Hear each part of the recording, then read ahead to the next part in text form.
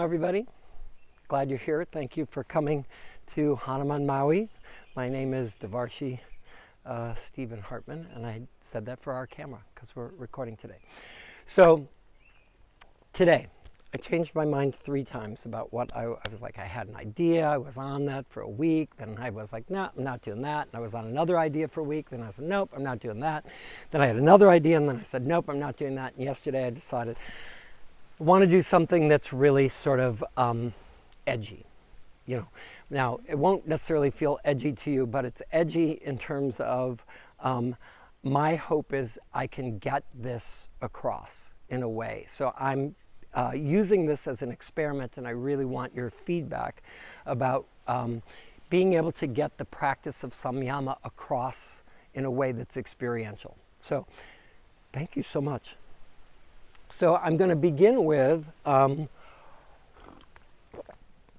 going in and describing. So first we'll talk about Samyama and what it is and what the potential of Samyama is and why it's an exciting topic to me and why I hope that you'll be like, wow, I want that, that sounds so cool.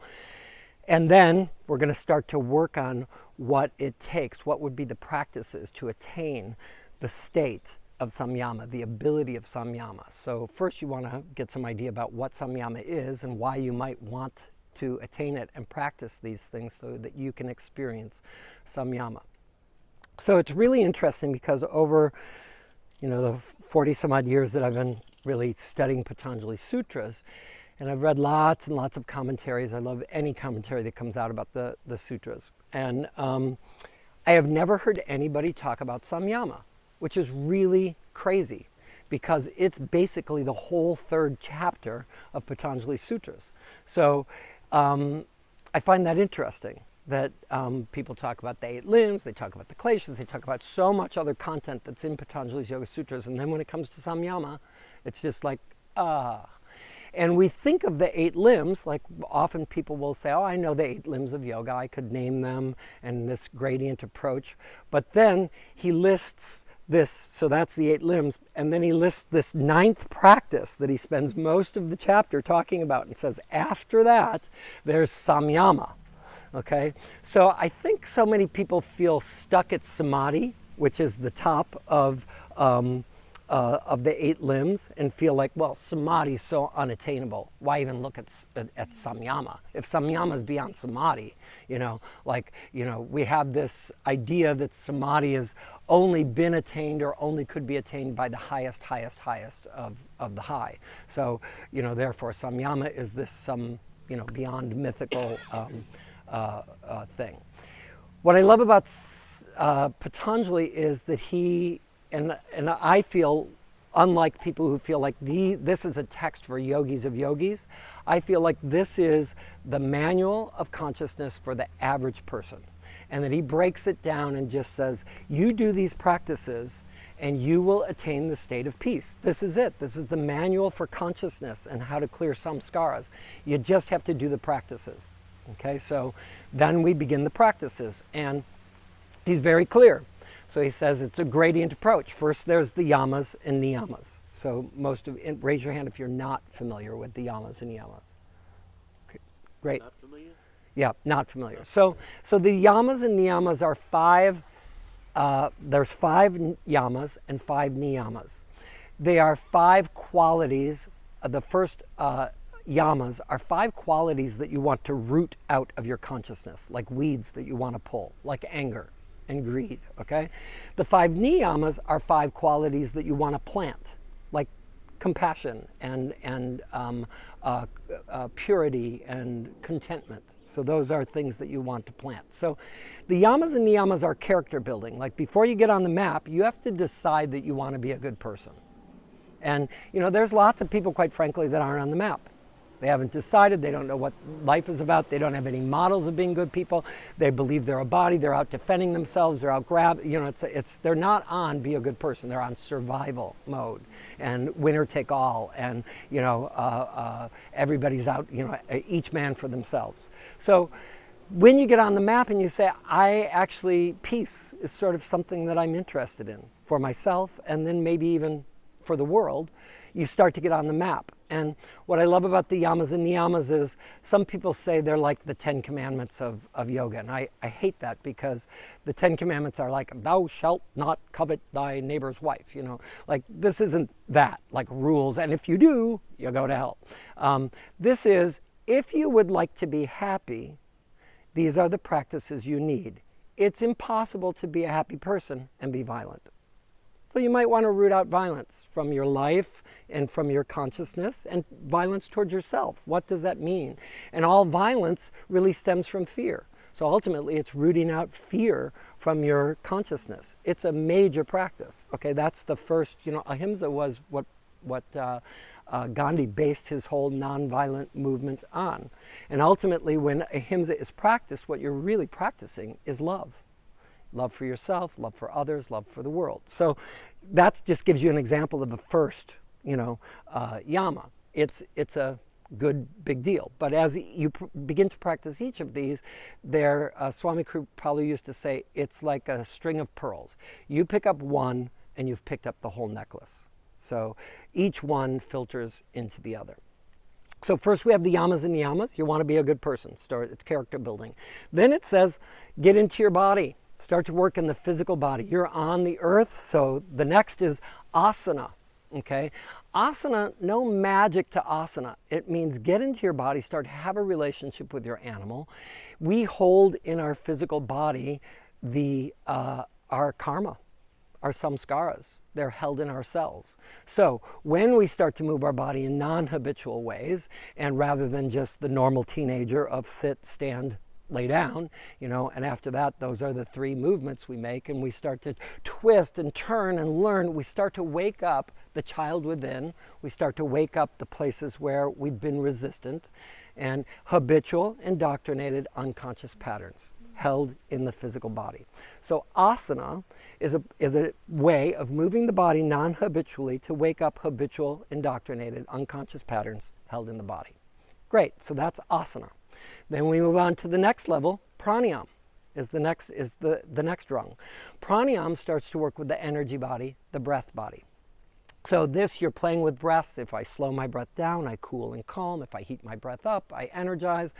We want to be able to do both. When we need energy, we want to be able to perk it up. When we need to cool down, we want to be able to cool it down. We want to be in charge. Holding those extremes are really important. So as we play with pranayama, we start to wake up the energetic patterns that have been held in our energy body, emotional body, and prana, life force body, through the breath.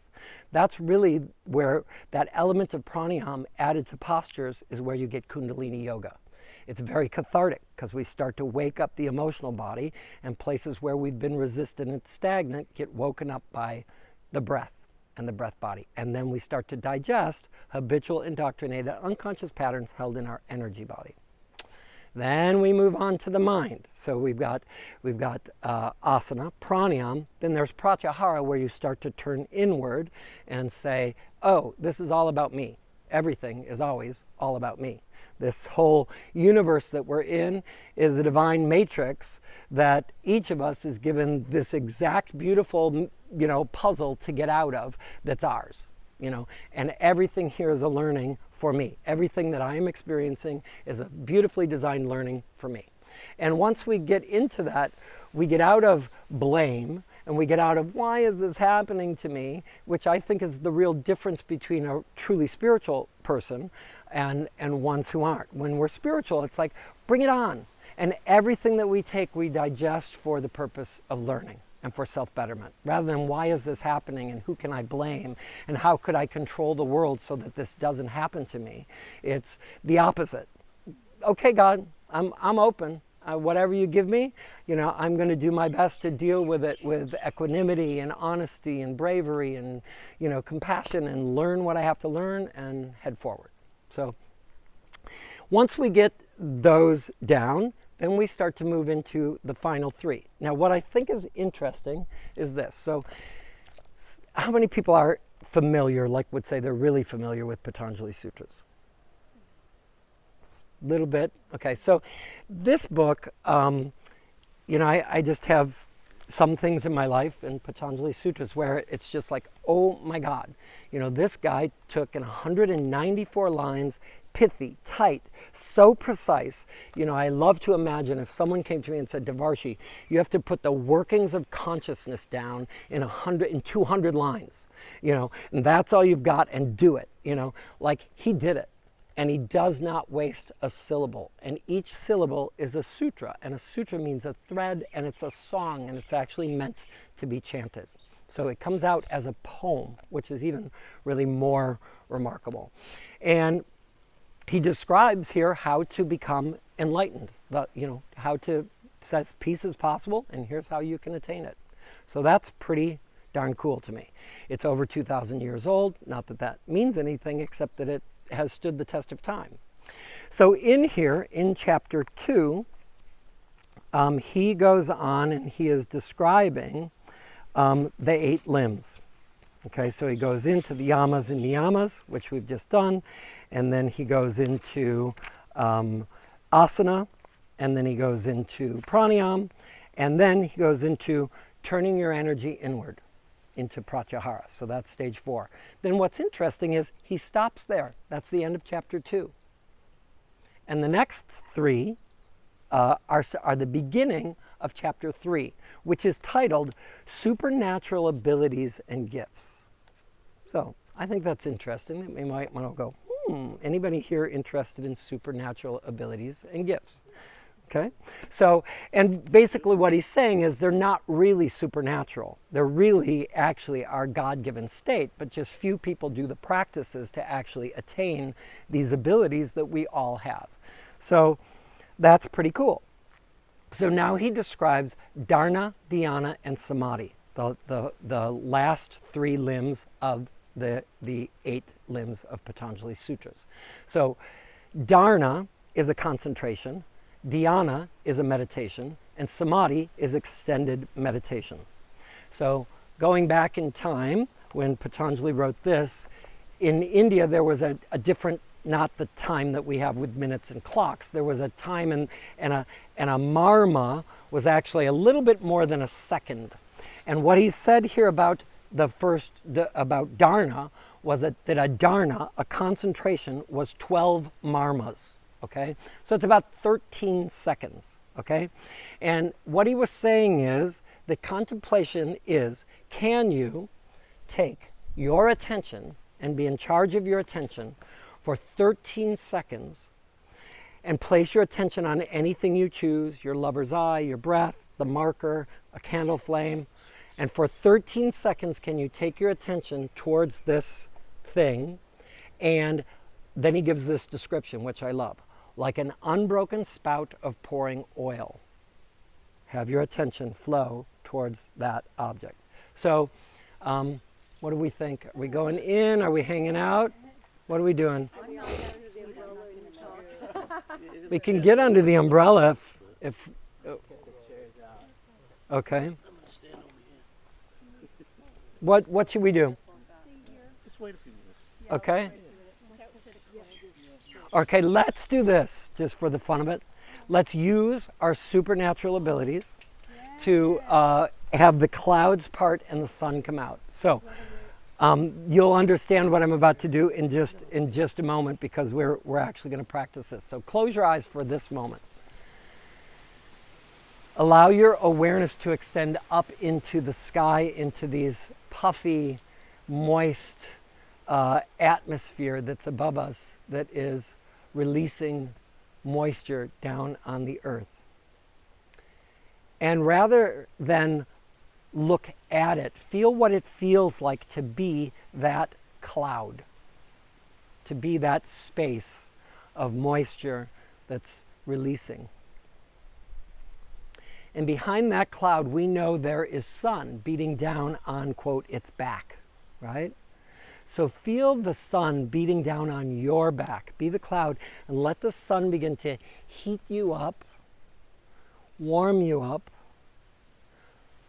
Let the wind begin to move you further along and away.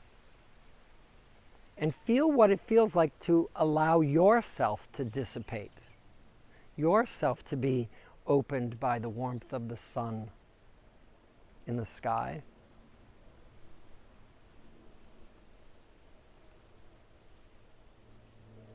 And then gently open your eyes and literally notice that the rain has stopped. That's pretty good. Okay, so keep it there. If ever you're doubting, just go back and be the cloud. Let's keep moving them along. All right, so we've got one, but at any point, I want you guys to call it. Okay, if you're like, we're going in, we'll go in. Got it? Okay, and also, in case you haven't noticed, get excited about this, so please interrupt anytime. Like I get on rolls, so anytime interrupt me and ask a question and say, what did you mean by that? So 1 dharana, a concentration. Can you, for 13 seconds, like an unbroken spout of pouring oil, place your attention on the marker, and then let's just, for the fun of it, do it. So attention on the marker. Place your attention on the marker for 13 seconds. I'll let you know when.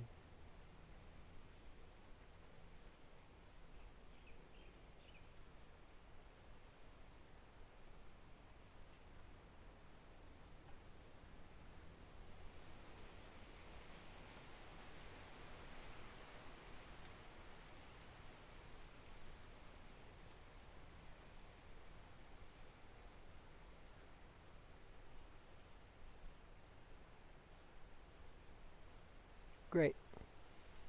So, how did you do? 13 seconds of being in charge of your attention. So, Mark, so what does that mean, so? The narrator was talking about, the monkey mind was like, oh, you're looking at the pen. Can you do it? Can you do 13 seconds? No. Okay, so interesting. Anybody else have a narrator in there? Okay, great. So, we often think too, can you still have the narrator going and was your attention on the marker? So it's like, so then that's a question. If I have attention on my narrator and I've got narration going on and my attention's on the marker, is my attention on the marker? Is it possible to do both? How do we do that? Okay, just a good question. So this is a question that comes up when we start to practice, okay? And nobody can begin to answer those questions for you in your internal world. It's like, okay, there's the marker, but if I'm commenting on it and I'm listening to the comments, is my attention on my comments or is my attention on the marker? Good question. Okay, so you begin to play with that in practice and begin to see and feel what it feels like to begin to play with that again and again as you practice the art of dharana, concentration. Okay, now we move on to meditation. Meditation is 12 concentrations. So that's basically now, we're gradient approach for 2.5 minutes. Can you place your attention on this like an unbroken spout of pouring oil without a break, just that thin, beautiful, unbroken spout of pouring oil. I'm in charge of my attention. I am in charge of my attention. I am in charge of my attention. Okay? Then we go up to samadhi, which is 12 meditations. Can I, for 28.5 minutes, place my attention on the marker like an unbroken spout of pouring oil? And basically at that point, Patanjali says if you're in charge of your attention like an unbroken spout of pouring oil for 28.5 minutes, you basically got it. Like, of course there's more. And of course, Swami Kripalu used to sit in states of extended samadhi for days, and then had to eat. And certainly for many, many, many, many, many, many hours. And as I like to say, there's always further east to go. So, where does samadhi end? Okay, so, but this is about learning how to be in charge of our attention. And it's also about learning what our attention is with questions like, wait, if I'm listening to my mind, if I have a realization about something that's happening, is that wrong? Is that right? Is it, where am I at? What is my attention? Okay? So we're going to play with some experiments that help us get a feel for what this thing called attention is. Okay? Because attention is very important for the practice of Samyama. Now, after he describes these three, then he goes into describing Samyama. So now I'm just going to read this, and he says, so once you do dharana, dhyana, and samadhi, so it's literally Sutra 1, 2, and 3 of 3.1, 3.2, 3.3. So the first 3 sutras of the 3rd chapter. Dharana, dhyana, samadhi. That's it. That's all he says about them. And then on we go, and now we're in 3.4. He says Samyama occurs when those 3 processes flow together harmoniously and integrate the full spectrum of the mind's potential. Okay? So interesting. So now we're taking this ability to concentrate, ability to meditate, ability to extended meditate, being in charge of our attention, okay? And he's saying when these 3 processes flow together harmoniously, the full spectrum of the mind's potential is revealed. Now he's going to give us some descriptions of some, I'll quote, the supernatural powers that get extended to us when we begin to practice Samyama. Can I ask a question? Yes. So my understanding of samadhi is very different as far as just extending meditation. I thought it was like more of kind of like a being at one with God or the universe, like in a different state. Is this like just different terminology in general? Like, am I just completely off with my understanding? No, that's really the sort of the projections that we all have about this state of samadhi, this 8th rung, the top thing. Oh no, you just go to samadhi and you're in a state of bliss and oneness forever. So that is our projection onto it. So it would be blasphemous in the world for me to say something like, well, I've attained samadhi. That would be blasphemous in most yoga circles for me to say that. However, by his definition, I could say I have and can for 28.5 minutes sit and place my attention on what I choose and keep my attention like an unbroken spout of pouring oil on that thing that I choose. So by his definition, I've attained samadhi. Okay? But that would be, again, like that would be so arrogant in most yoga circles to say that I've experienced samadhi, because we save it for the masters of masters and it's some unattainable state. But we love to do that. It's much easier if it's unattainable and only for those special people. If we can actually attain it, then we have to work to get it, and oh gosh, so let's keep it unattainable. But it's not, according to him. And then I think what you're actually describing is actually more samyama, but nobody really talks about it. So sam, the word sam means truth. Yama means to practice. To practice being in the pure truth of something, the pure truth of the moment. And we're going to get down to like what that means, because the truth isn't a head thing, okay? And samyama is not a head thing. And this is the difficult part, why it's so slippery and why I feel brave in taking it on. It's one of my favorite sayings. The moment you start talking about Zen, you're far from it.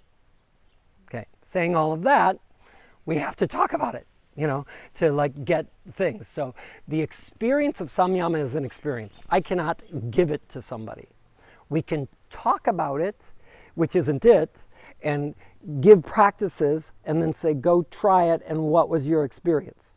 But everybody's working out their own way, which is really unique to this experiencing of the full truth. And each of us has our own mind and our own past and our own projections in the way of being able to experience the present moment just as it is, without any of our distortions, projections, etc., which is what Patanjali says is the goal of all yoga. So, and that's the practice of Samyama. Okay? But then he's so cool. He gives us this really gradient approach. So that's what's so fun. Okay, so he says, Samyama, by mastering this, the light of transcendental insight dawns. Okay, anybody in? I'm in. Its progression is in stages, and he does this. He's always like giving us a gradient approach. It ranges from meditations. Now remember, a meditation is like 2.5 minutes, okay?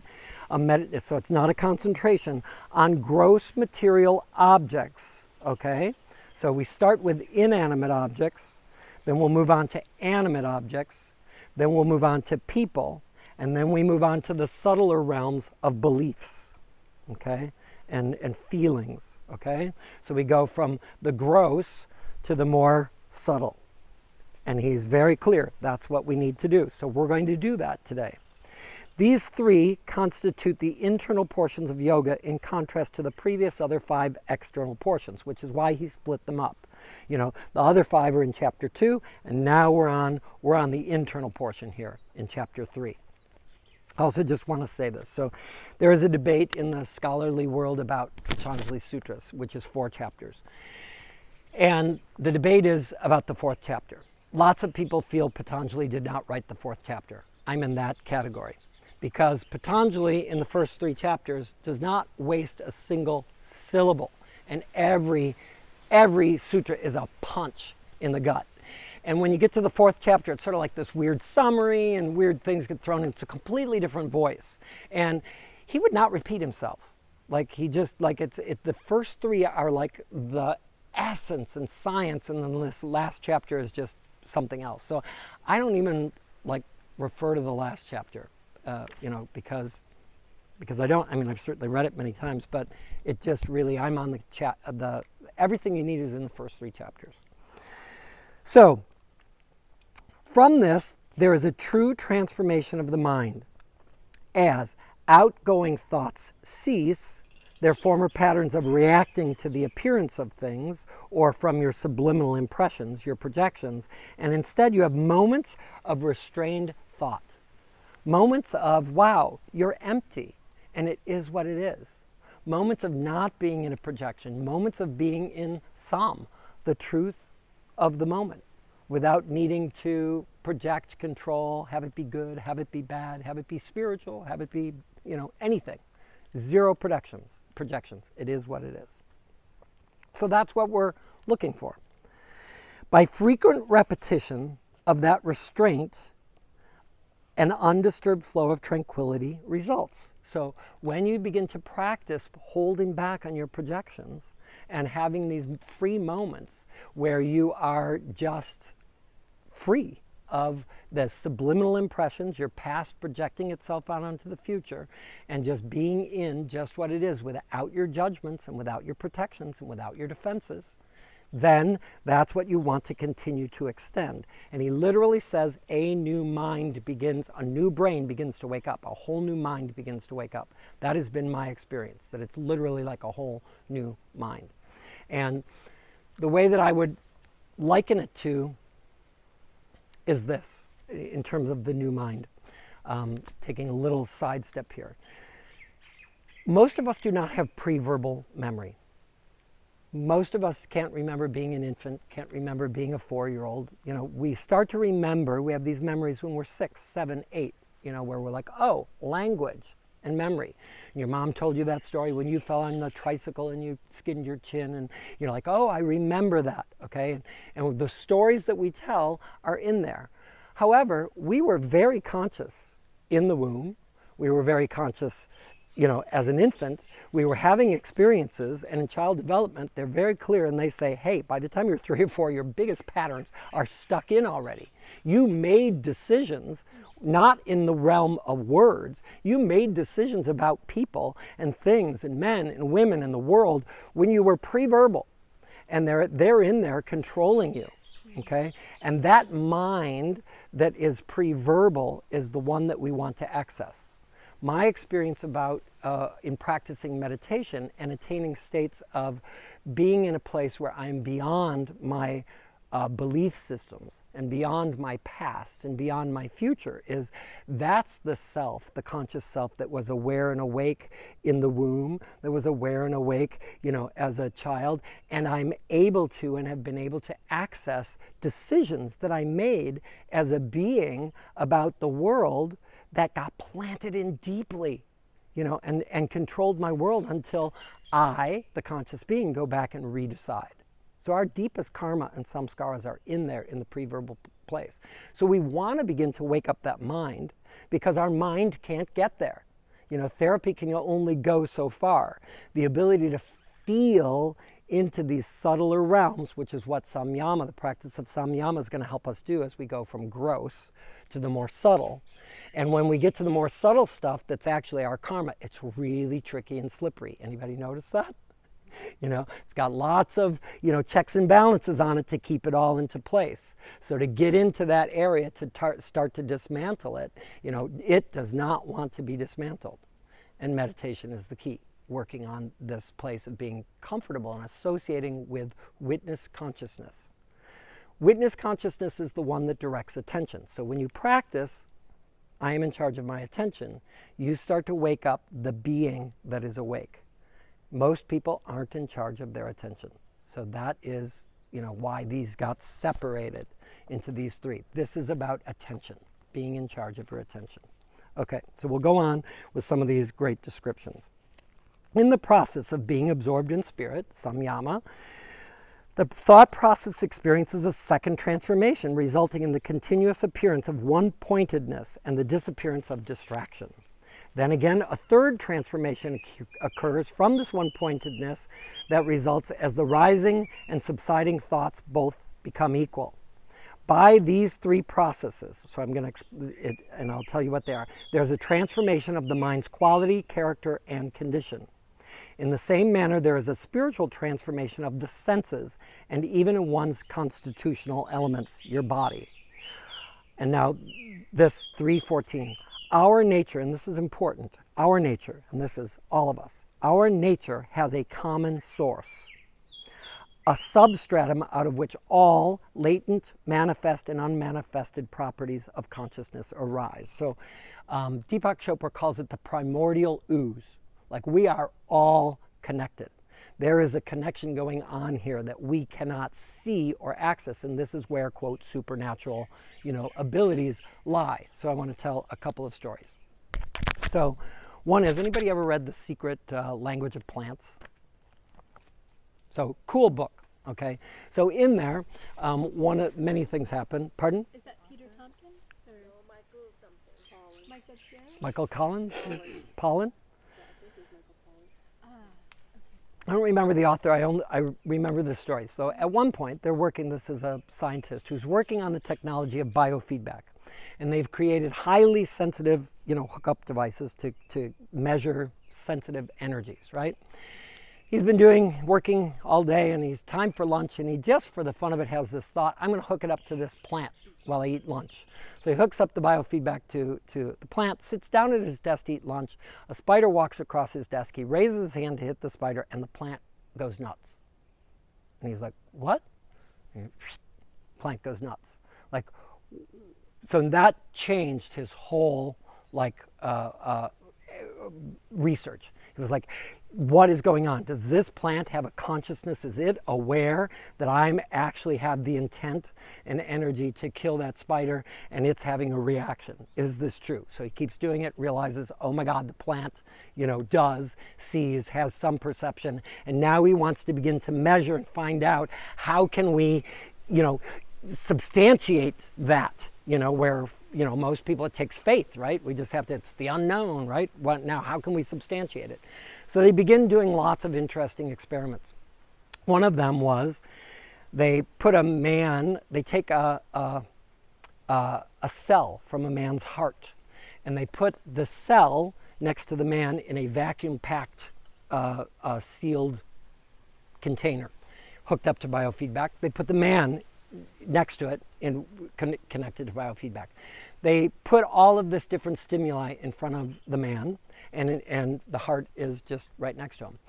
Instantaneously, they showed pornography, they showed war, they showed babies, they showed puppies. They watched the reactions that he had, and instantaneously the cell had the exact same reactions of the heart. They kept moving, so this was the military, they kept moving that heart cell across the nation. They stopped when the man was in California and the heart cell was at an army base in Connecticut. And there wasn't a lapse time at all. So holographic, instantaneous reaction in man, instantaneous reaction in heart. Okay, so this energy field, and they assumed after going there that, no matter where it was on the planet, it would have this connection. Okay, so again, trying to prove this some more, this substratum of connection that we're all, tapped into. What Samyama does is it begins to pop us into that substratum. And believing in it and having some knowledge that it's there and believing that it is your own natural ability helps to begin to say, I want to begin to play in that realm of all knowledge is available to me. Okay? So I'm going to take another side step, okay? And I'm going to tell you about a Samyama practice that I had and how this goes this way, and then how it gets into supernatural abilities. So because I've practiced Samyama for a long time, Samyama is where you choose an object, and again, starting at gross, inanimate objects, but I do it, I've worked my way up and I do Samyama on everything, every thought, feeling, etc. So here I am, and I love to watch nature channels. So I'm watching television, I'm watching a nature channel on alligators and crocodiles. But rather than sit there in, normal consciousness, I'm here, TV's there, image there, I'm here, let me throw my head at it and listen. I'm going to do Samyama on the crocodile, okay? So I'm not just listening, I'm going to be the crocodile. I'm going to feel what it feels like to be the crocodile, because as you're about to read, Patanjali says, when you do Samyama on an elephant, you will attain knowledge of the elephant and you will acquire the qualities of the elephant by doing Samyama on it. Okay, so when you watch, like I've watched this special on this group, they have a beautiful pot of elephants, and for decades this group of people has these, tree forts, and they're studying this pot of elephants.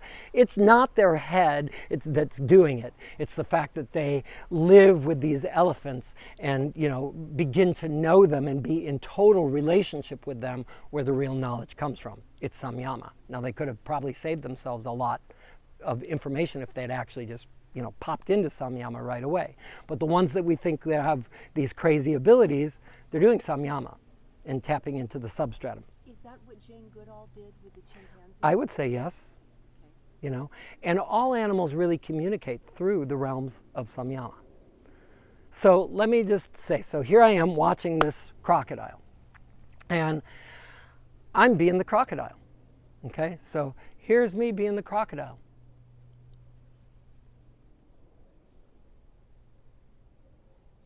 And then the water, goes like this, and the crocodile, just like a dead log, bounces with the water. Slitty eyes, total meditation, hearing everything, little slits in the ears, hearing everything, every little subtle sound. Total peace. Then all of a sudden, snap! Lays down, digest. Prehistoric. Okay, I'm looking at that and I'm feeling so much love for these things and going, wow, this is my DNA. This is my grandfather. I've come from that. I understand the alligator.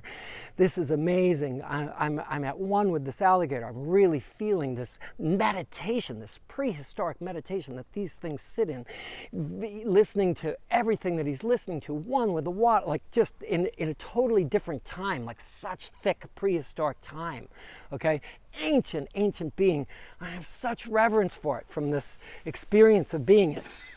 Then I start to hear about, and the boats are coming through and they're being made into handbags and they're being sawed up and people consider them dangerous. And I'm like, oh, there are my beloved grandfathers. So then as they're doing this, the next section is they bring out these indigenous people.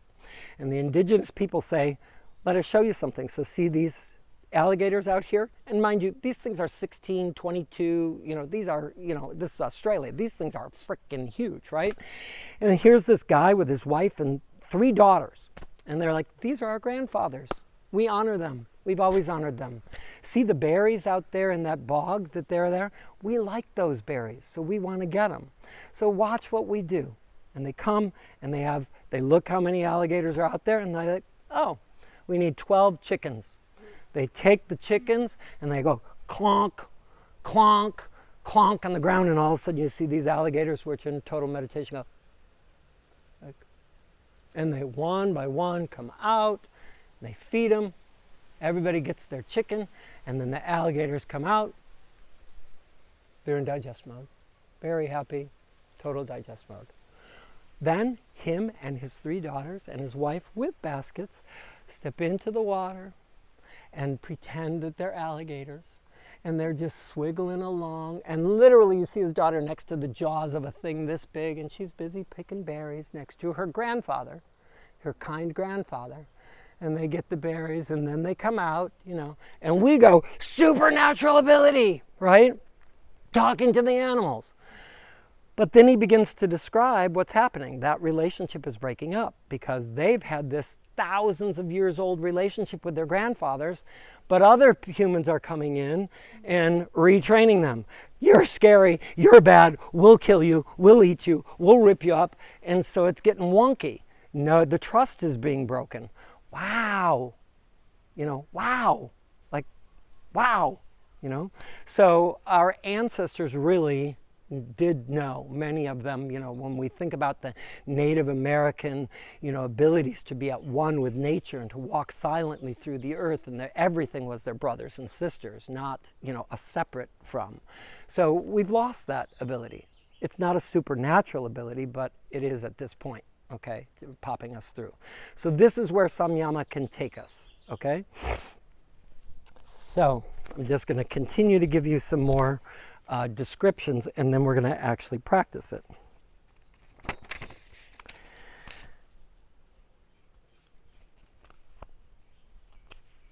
Here we go.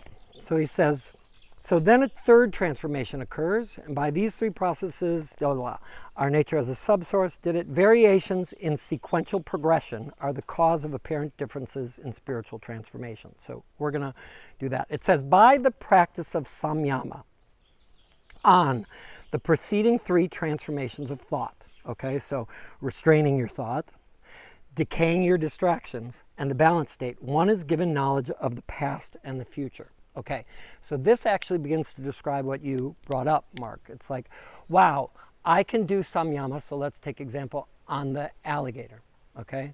When I'm doing Samyama on the alligator, number one, I have a moment of just being the alligator. There's no restrained thought. Just feeling what it feels like to be that. I'm one with the substratum, and it's saying we have the knowledge energetically. Everything is energy. We know, not from the head, we know, our knowing knows what that energy feels like to be. So just stop the labels and feel it. But then what happens is you have a realization. Oh my God, this is so freaking cool. Oh my God, this is my grandfather. Oh my God, they're so prehistoric. Okay, cool. So you have that, and then you set it aside, okay? So that's, you restrain your thought, have the experience, you have realizations, you realize them, you set them aside, you go back to restrained thought and begin to, have the experience. So all of it's going on, okay, in the process of Samyama. You want to keep going for lengthening out the portion of less projection and realization and more pure experience, okay? So that's the practice, okay? When you do this, you start to be given the knowledge of the past and the future. So here's an example. Again, the alligator. Those are our grandfathers. They are our DNA. They are prehistoric creatures, and we did evolve from them. I have a reptilian brain. That is the source of everything that we came from, and they stayed continuing to be them, and we continued to evolve here. And wow, that is a part of me. That's a pretty damn cool realization about past and future and connection to evolution, in eternity. Okay? Confusion arises, so this is the new chapter, upon the superimposition of a word, the word's meaning, and then one's idea about the word, because we have words, but then we have beliefs about the words. Okay, so the word might be woman. So that's a project. And then my belief about the woman is, let me just make something out, frail, submissive, less than.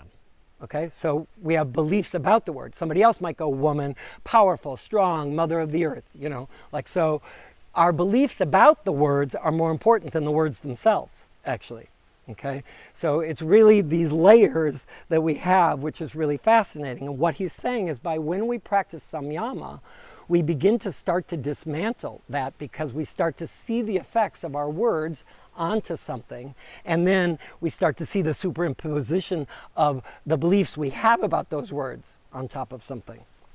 So I've brought this example up a lot because it's got a lot of power to it. So I used to lead workshops in my home in Chicago on Samyama. And not far from my house, a block away, was this Catholic church. And in this Catholic church, they had a huge, and when I say huge, I would say 20-foot tall wood statue carving of Jesus. And it's Jesus on the cross in wood, you know, and then I'd bring people to the church, sit them down in the pews and say, do Samyama on this, you know, not giving it a name, do Samyama on this, okay? Tell me about your experiences. One person, oh my God, it's the Lord dying for my sins on the cross. That, you know, it's so devotional, it's such a sacred object. Oh my God, here I am at the feet of the Lord. Somebody else, I'm Jewish, you know, like, I'm sorry, but, you know, he was a good Jewish guy, but, you know, Catholicism and Judaism, you know, like this symbol is responsible for killing my people, quite frankly, and I think it's pretty gross. You know, somebody else is like, oh my God, what artist did this? The curve in that loincloth and how they took the wood and made it look like hair, and look at the knots, like, and how they did, like, they're seeing a piece of art, you know. So like, here we are. What's the truth about the object? You know, like, this is how we all go through life. So as we start to begin to realize our projection onto the object creates a whole experience of the object. So then we start to play with Samyama of, okay gang, let's do this. Everyone, here's this thing. This is the Lord's Son, his one and only Son. And he sent him down, as ridiculous as it sounds, to get killed for all of us, you know, and it's a beautiful image, and, you know, it's the holiest image on the planet. And now feel what it feels like to be that, to be this object right here with those words.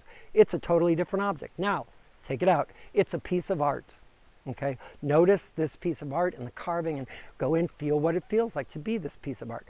It's like you put on totally different glasses. You notice completely different things. When it's a piece of art, you're like, oh my God, a magic, oh my God, that's one piece of wood. Oh my God, that's the, you know, like, wow. And then, you know, when it's the, you know, Lord Jesus Christ, you're like, oh, my heart, I'm ready to bow down. When you find it a symbol of evil, you're like, ah, this is disgusting, get me out of here. Really interesting how we have these different reactions. So this is how Samyama can begin to point out to us our programming. Our programming is linked to samskaras from this life or others. Okay, so we want to get to know our programming because we want to dismantle it, because it is projecting out onto our world from a past that sucked, you know. So we want to clean that up so that we can be here in the world just as it is. Okay, that's the process of yoga. Okay. When you do this and you resolve clarity, you're given the knowledge of the speech of all living beings. We start to learn what the power of our words and how speech really plays a part. And again, go back to, there's the verbal self that has memory. There's the pre-verbal self that has seemingly no memory. We want to get there because that's where your deepest programming lies. And you can't get there from the mind. You want to be able to feel into the energy of those places and allow them to be dismantled, shifted, and changed by the consciousness that created them, which is you. Couldn't some of those memories be positive and loving? And Absolutely. Absolutely. Thank you for clarity. And, you know, of course, the ones, this is just the way that it works. You know, we would all be in the present moment if the present moment was always fabulous. But the reality is that some present moments suck. And as a baby, we come out wide open and then ouch, you know? So it's the ouches that we really remember, and it's the ouches that we start to make decisions, and it's the ouches where we go, ooh, I don't want that to happen again. Now, because I don't want that to happen again, I'm going to start to look for it, and I'm going to start to protect, and I'm going to start to control so that ouch back there doesn't happen. And then our defenses begin to lie, and we call that our personality, you know. and it's the personality that we're actually, and that's why I said that's the part that's so slippery. It's insidious. It does not want to be dismantled because it has a whole consciousness to it, and it does not want to be dismantled. Yet it is possible to dismantle it. Absolutely, and much easier than we think. So it just takes practice. Much easier than we think. People think like, oh, he talks about the reservoir of our subliminal impressions called samskaras. They sit here controlling us. And we think, oh my God, so big, so endless. It's a bottomless pit over there. I could never get to the end of it. Not true.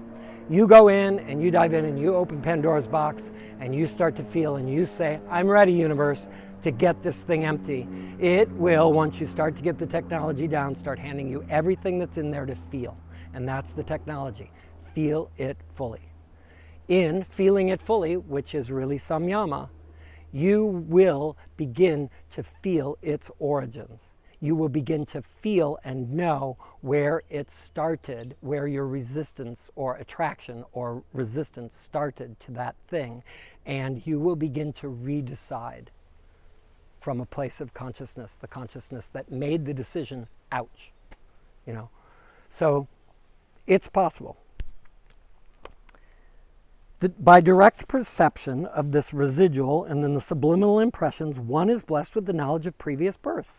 Okay, that's so cool. So when you start to see your projections, it's like, why do I feel this way? It's not just, it's from this life and others. I walked in with this pre-programming that has me seeing this world in certain ways, and it's time for me to dismantle it. And when you go in and feel it, it doesn't need to make sense.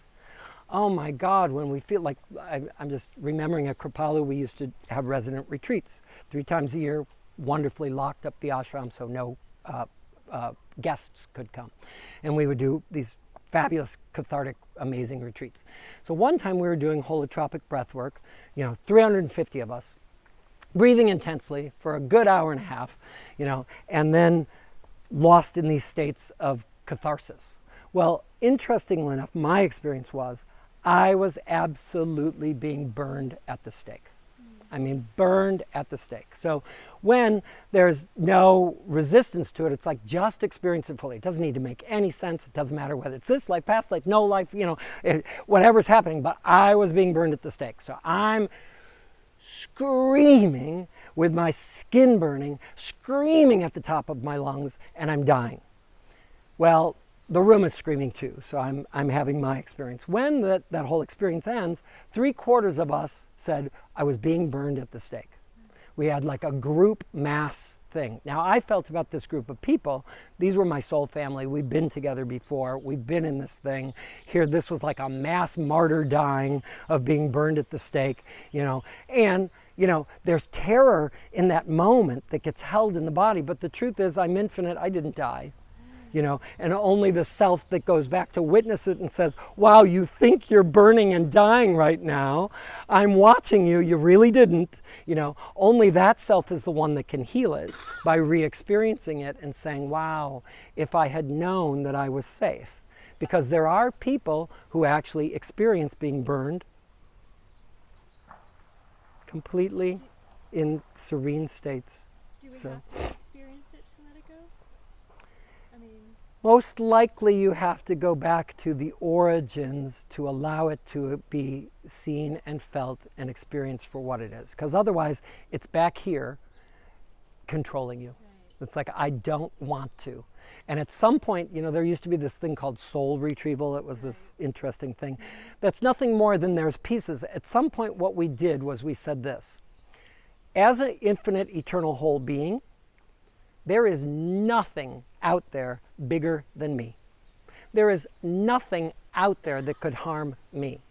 But in moments like that, we say, I'm dying, I'm being harmed, I'm being killed, I'm being hurt, I'm being victimized.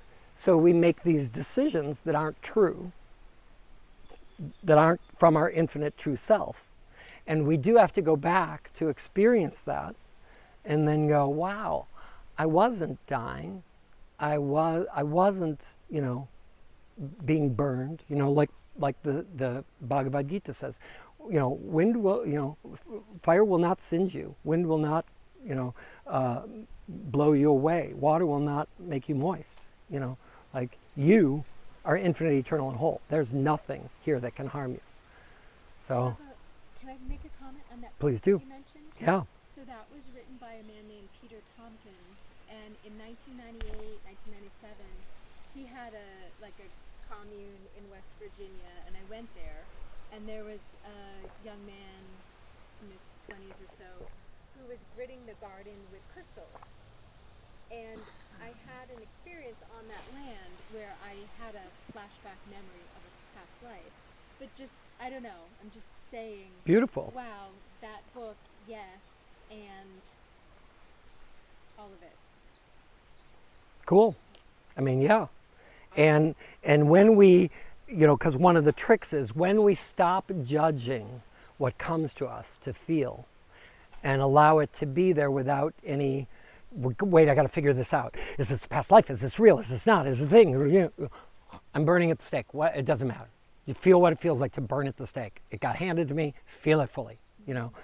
Okay. And only in the feeling it fully does the experience of it begin to, I've definitely been shutting off feeling things fully for all the things you just said about fear and, thinking that maybe I go back there and I get re-traumatized and then I'm going to be stuck, but I'm already stuck. Right. And this is a good point. So the re-traumatization happens. So once you have witness consciousness and you go back to re-experience something, you're not re-traumatizing. You are releasing. If witness consciousness is not there and only the critic is there, the critic is the one that put it there in the first place. So if you start to feel your unworthiness and there's a, yeah, you stupid unworthy little thing, then okay, if you start to feel your victimhood, yeah, you deserve this, you were the, and that's the voice that's looking on, you re-traumatize. That's what planted it there in the first place. If you have witness consciousness, non-judgmental, compassionate self-observation, by either yourself or some loving therapist or regressionist or whatever holding that space, you go into the experience just as it was, but witness consciousness is there, awake. And anybody who's holding that safe space says, do we need to slow down? Are you feeling? How are you doing? Blah, blah, blah, so that it all gets integrated, and re-experienced, not re-traumatized.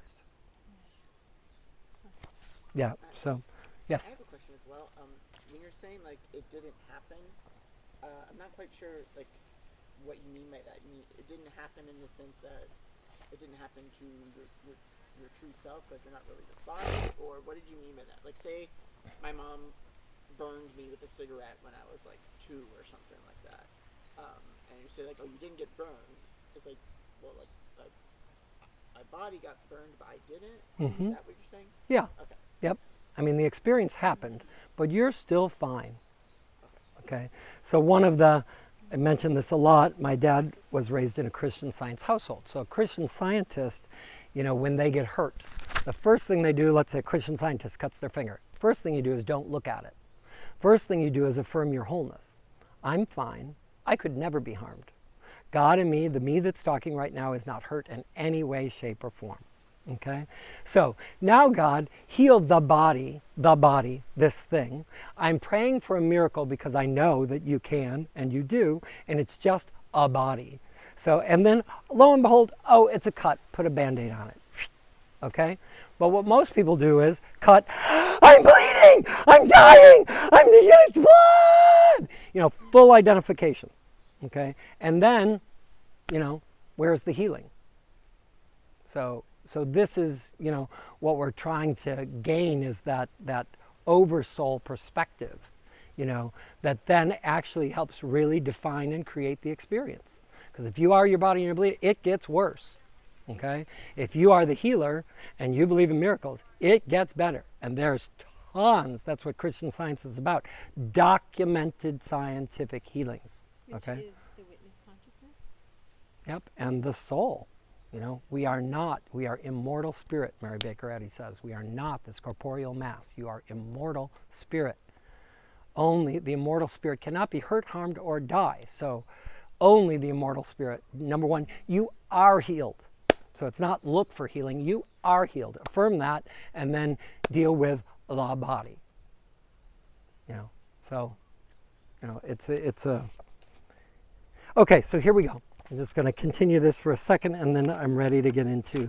So he's telling us what can happen here. By practicing Samyama, you get knowledge of previous births.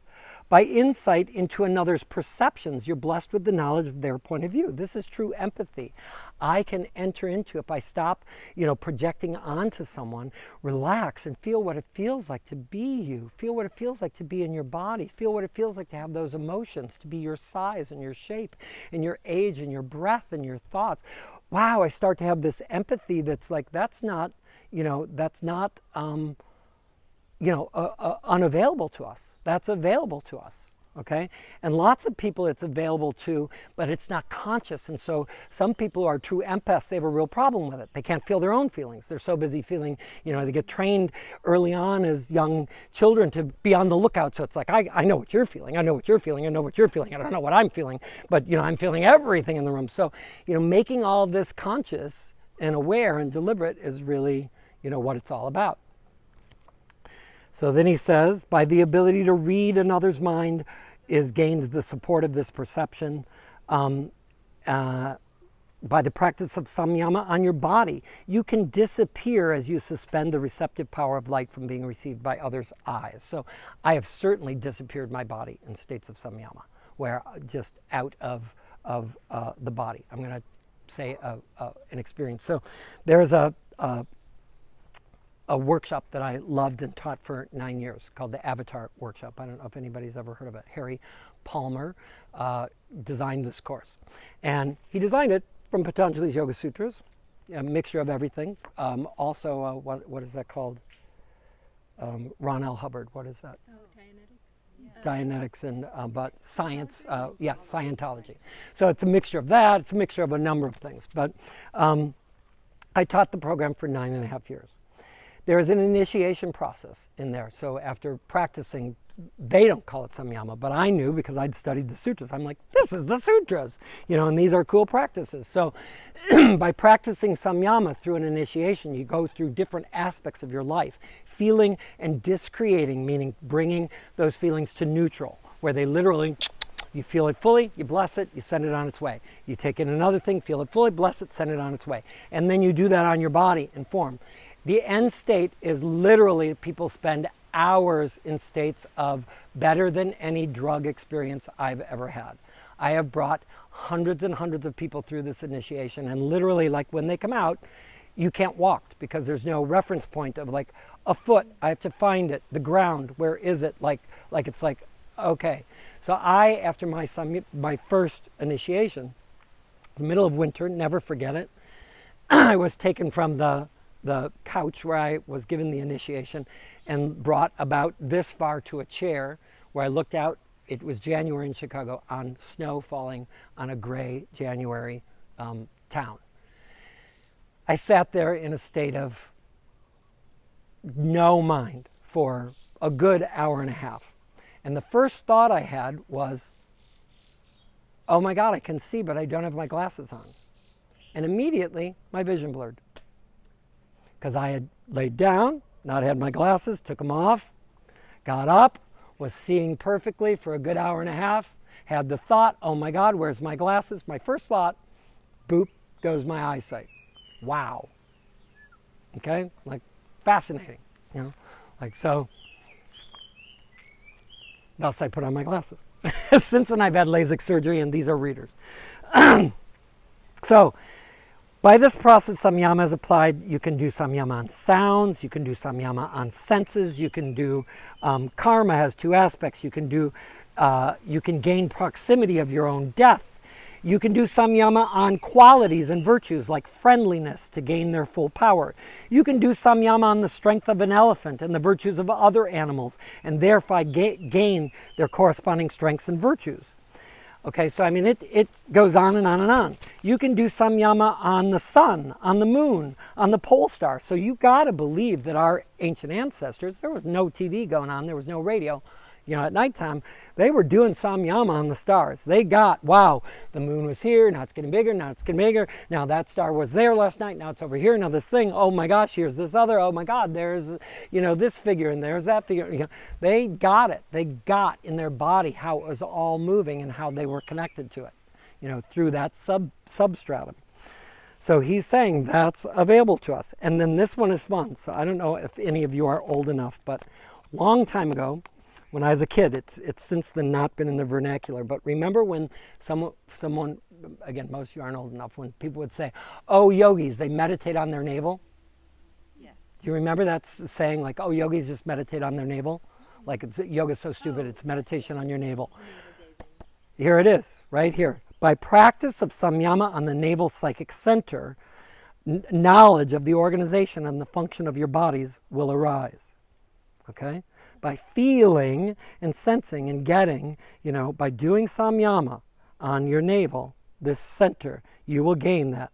By practice of Samyama on the cavity of your throat. It goes on and on. So this is it. Basically, Samyama, Samyama, Samyama, Samyama. And then it says, and this is one of my favorite things. So Patanjali says you get enlightened two ways, one of two ways. One is practice, which is continuous struggle over long periods of time with great faith in God, the unknown, and the mystery. Okay, that's one way. Or, he says, all knowledge could be given to you through a flash of intuitive insight and illumination. A bop on the head. Now, Swami Kripalu was famous, and so was Maharishi, touching people, and boom, they would have instantaneous flashes of enlightenment and awakening and consciousness shifts that would take them out of their normal state and have a blasted open state of consciousness. I don't know about you, but if those are my two choices, I would prefer more of the flash instantaneous kinds rather than the continuous struggle over long periods of time with great faith in the Lord. However, here's what's the deal. These samskars are so deeply in there that we have to wear away at them grist for the mill. What speeds this up, however, is this. The more we seat ourselves in witness consciousness that lives in the knowing that we are infinite, eternal, and whole, the more we are not identified with this stuff, and the more we are open to drastic, immediate, instantaneous change. Like we're not open to these because it's like, oh my God, what happened if all of a sudden I am so different? And then I have to go back to this life and I suddenly go, oh, I don't want to be with you and I don't want to live here and I'm going somewhere else. Like we're not open to that. So we, let's do it gradually, rather than like have some big bop on the head that's going to change everything real quick. Okay? But the more we believe and are open to our infinite, eternal whole self, just getting these miracles and flashes of intuitive insight and open to change and letting go of control, the more you'll have those. Okay, so now we're going to practice Samyama. How are we doing on time? Having a clue. Quarter after 5. 5:15. Okay, that was quarter after 5. Okay. All right. So we're just going to go into Samyama practices. All right. So come up into a standing position. This is going to be a simple exercise. So we're going to stay in this garden. It's very simple. You're going to indiscriminately look at any object. So we're going to stick to, any object. Doesn't matter. So, for example, and try not to give it a name. I'm going to look at this. So the first thing I'm going to do is go, well, you might give it a name. So I'll go, this pot. And then I'm going to go, that pot. That's simple. Then I'm going to go on. This tree. That tree. That's simple. And I'm going to find something else. This chair, that, pardon? It can be a living thing then. Yes. That's okay. Yep, anything you want at this point. We don't need to think anything specifically. We're just Notice what happens. We're going to do this for just a minute. This and that. Just notice what happens. Go for it.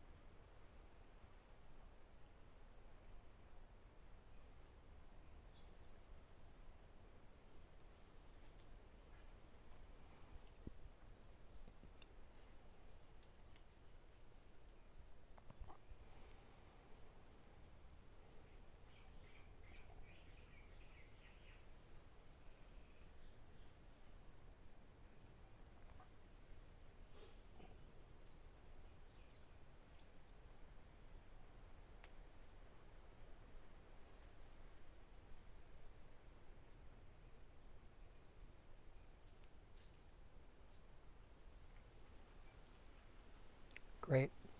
So, any notices between this and that with your perception? Sorry? When I said this, I felt one with it. When I said that, I felt disconnected from the same thing. So we have head nodding. Not. I don't know if I was projecting too much, but it's like I was looking at like the leaf, and I was kind of like feeling like it's like history and it's like present and it's future. Like I was like, oh, I was on a tree before this, and then now I'm like touching the grass underneath me, and like I was a stick, and like neither brought me over here, and I was on a tree at one point, and I'm going to rot. That was kind of, but I don't know if I was just projecting. And were you doing this and that at all? So was there a Yeah. difference between this I and that? didn't notice the difference between this and that, but I think I kind of got stuck into the routine of like wondering what it's like to be that object. Right, which is a slightly different exercise. So great, yeah. Anybody else with this and that? Okay, now we're going to go on. Now you're going to look at things and you're going to say, beautiful, and then you're going to go, ugly. Okay, and feel what it feels like. Feel what happens when you feel what your experience is with the changing the label. Good chair, or beautiful chair. Then enjoy it, feel what it feels like, the beautiful chair, ugly chair. Again? Just enjoy and just indiscriminately.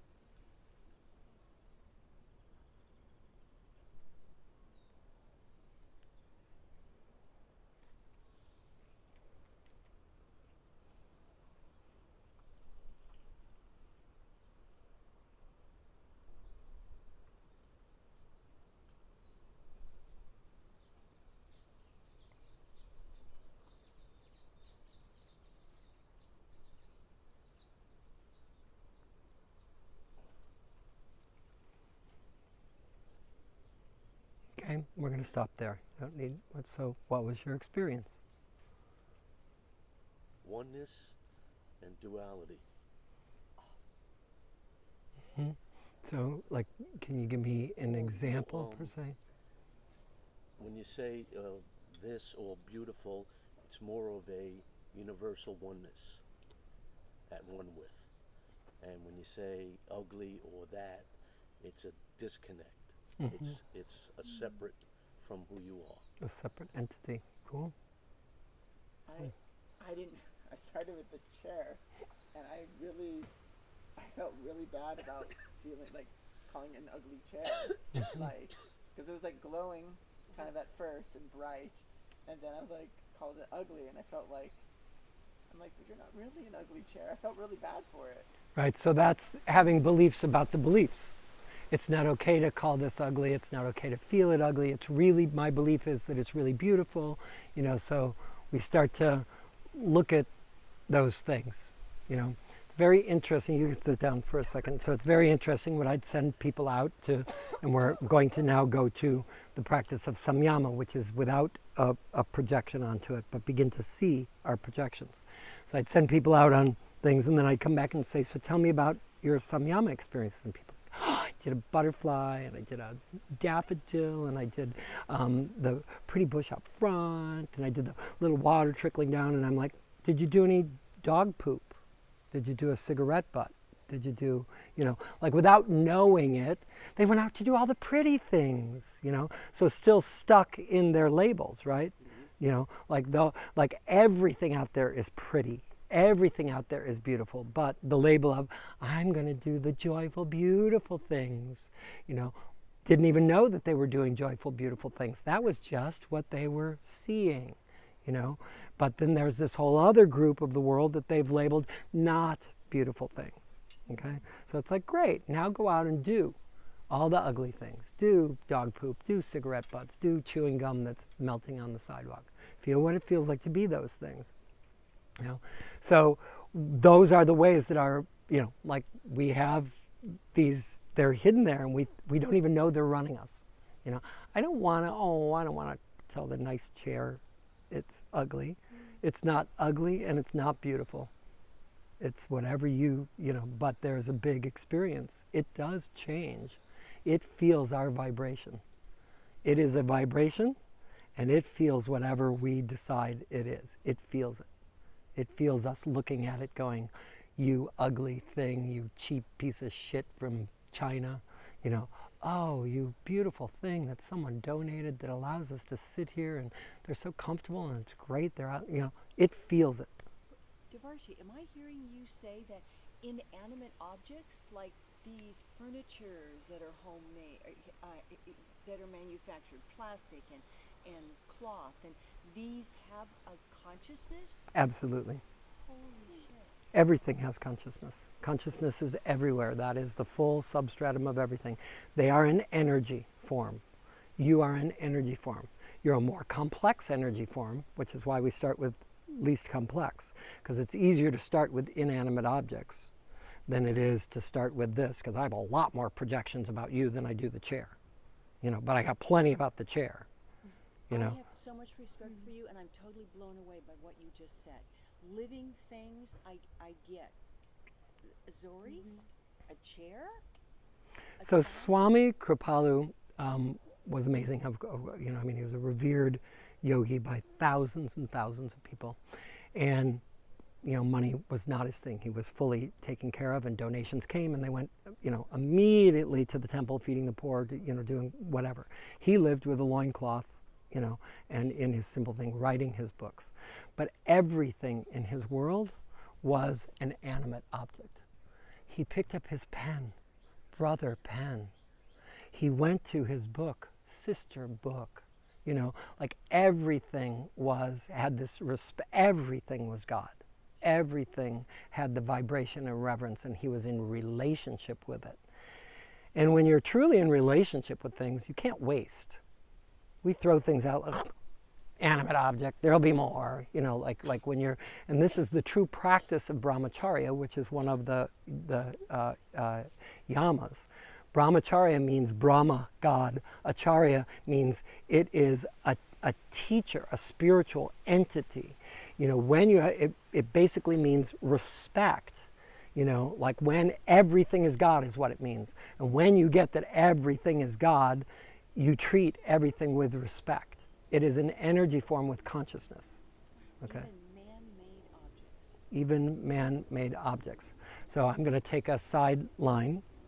So one of the ways that I had an experience with this, and again, as I said, I think last in yoga the other day when I shared a psychedelic experience, I said, so you can either respect me or your respect will go down for me for this. But during an ayahuasca experience that I had one year, actually it was here on the island. It was the year 1999. It was about to be the year 2000. It was Christmas Eve, and I was invited to the Church of the Dime to do ayahuasca with these Peruvian priests. 60 people were there, and we took a pretty large amount of ayahuasca. And during, Archie! Okay. So we took a large amount of ayahuasca. At some point, I'm going to skip the whole contexting of the story, but basically what happened was, it's the Church of the Dime was created by a priest, a Catholic priest that came over to convert all the heathens. They gave him medicine. He ended up starting this church because he took the Catholic Church and mixed it with the indigenous culture, and it became an awakened Church of the Dime. But it's very Mother Mary and oriented and Jesus oriented. So we're praying this prayer to Jesus. As it is happening, this beautiful wall of light, there's 60 of us in a circle, and we're chanting this chant to Jesus, and a wall of light is being built. A tower of blue-white light is being built to the sky. At the top, Jesus appears. Now it's Christmas, it's Christmas Eve. Jesus appears, clear as a day to me, like no separation. Now, it's not the first time for me, so I wasn't like, people were sizzling, people were, other people, it was a mass hallucination. We were all in it. So people were having an experience like, oh my God, in the presence of God and on their knees. And I was like, oh, my brother Jesus, thank you, hello, I'm always with you, you're always with me. I'm having a great experience with this. But what happened then was he disappeared, and the only thing left were his eyes. And then all of a sudden, everything ad infinitum behind him, eyes, eyes, eyes, eyes, single eyes everywhere, eyes, eyes, eyes, eyes, eyes, infinite, eyes, eyes, eyes, eyes, eyes everywhere. And what I got was every molecule of air, every fiber of that chair, every cell of this pot, everything has an eye of consciousness. Everything has consciousness. Everything has consciousness. Everything has consciousness. And the awakened eye, there's consciousness all over us, all around us. And I had this epiphany at that moment, which was like, oh my God, how funny that we created this experience of loneliness.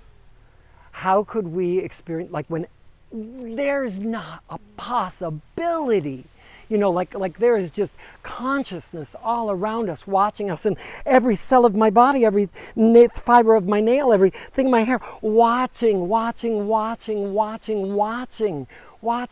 It was like just an amazing aspect of that. So that's one way too of thinking of the substratum of all stuff, okay? And then not only do we have our eyes, but everything has an eye within us, energy, and so, what can we say about that? All right, so now we're going to go on to more Samyama, okay? So, with this, you're going to choose objects. Doesn't matter what. That,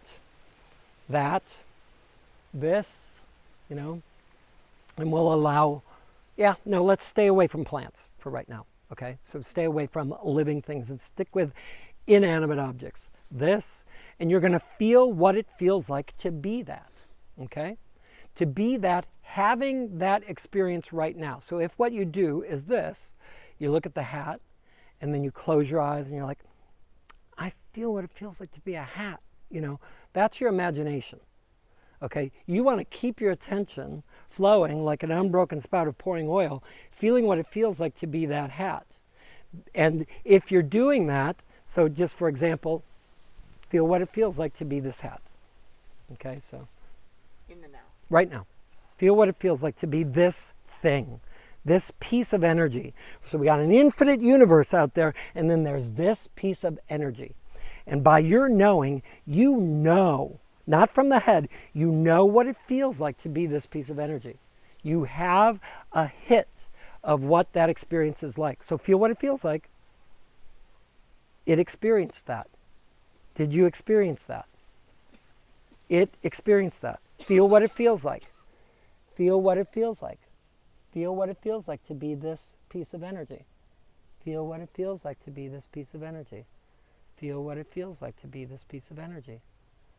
Feel what it feels like. Feel what it feels like. Feel what it feels like. Feel what it feels like.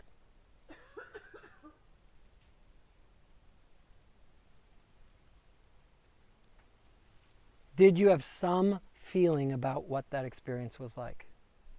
I did not. Okay, so that you want to continue to play and wake up your feel button, okay? Wake up the ability to say, oh, even if it's just a slight hit, even if it starts to feel like, oh, that was my imagination. Oh, I could feel what it felt like to be twirled around. Oh, I could feel what it felt like. But, you know, in the way that it fell, you get a sense of its weight. You know, it didn't plop like a piece of metal. You know, it plopped like itself. Like we know energetically, like, oh, its weight, its size, its shape, it has an experience. This is an experience. In other words, become that object. Feel what it feels like to be this piece of energy.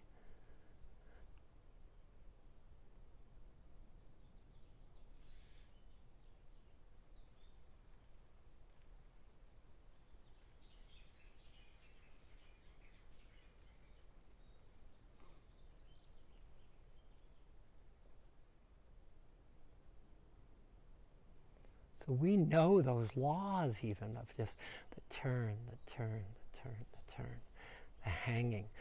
We know what gravity feels like.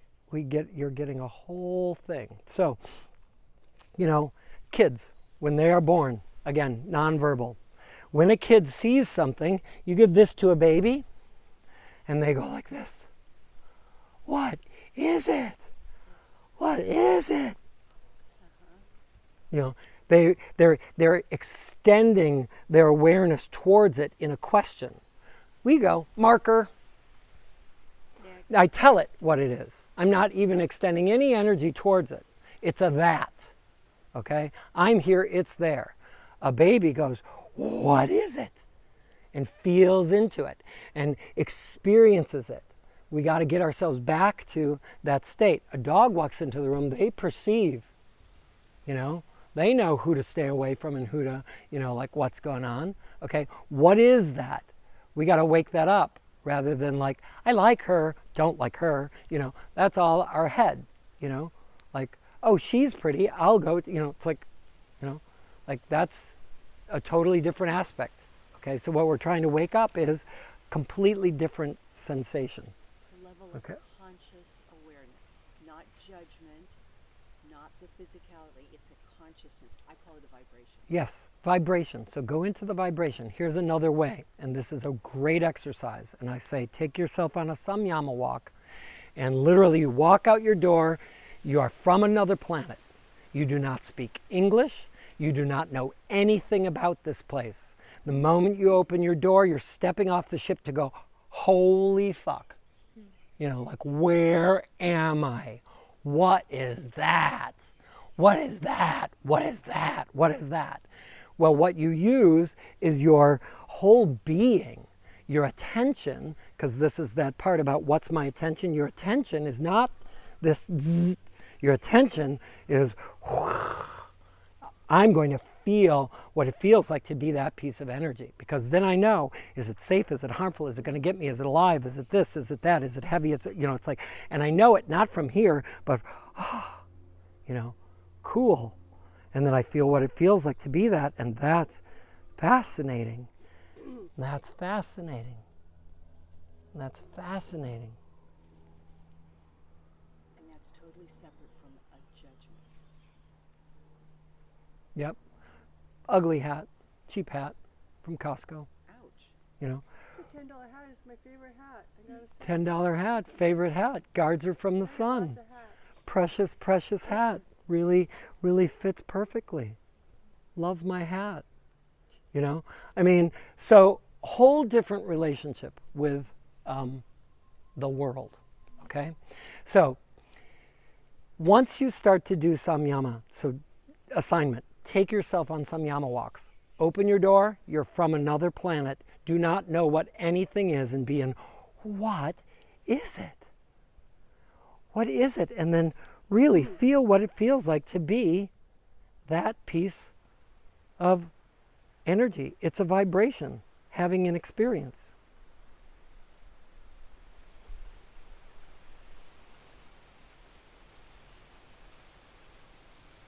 Now, when you truly do it, you will be those, and you will feel the wind going through the trees from the viewpoint of there. And everything is a hologram. Everything is experiencing everything all at once. So, each thing is a meditation that when you open up, you can experience. Those sitting there will experience the sun rising, the heat on them, the sun going over, the rain on it, the thing going on, the whole thing. They'll experience it.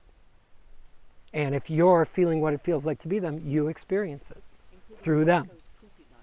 Exactly. And you just feel what it feels like to have that experience. Now here's what Patanjali says. You start with inanimate objects because it's easy comparatively to be a pair of sandals, okay? And then to notice your projections. Nice sandals, good sandals, all those things, okay? Then we start to go on to animals, okay? Now with animals, we start to anthropomorphize, okay? So here we go. I'm going to choose this animal.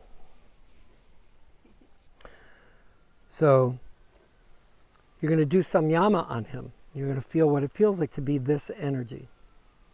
Feel what it feels like to be him.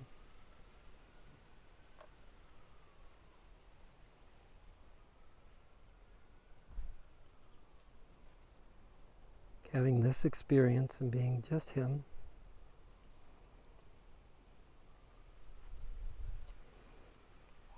Feel what it feels like to hear what he hears. Feel what it feels like to have attention on him from each of you.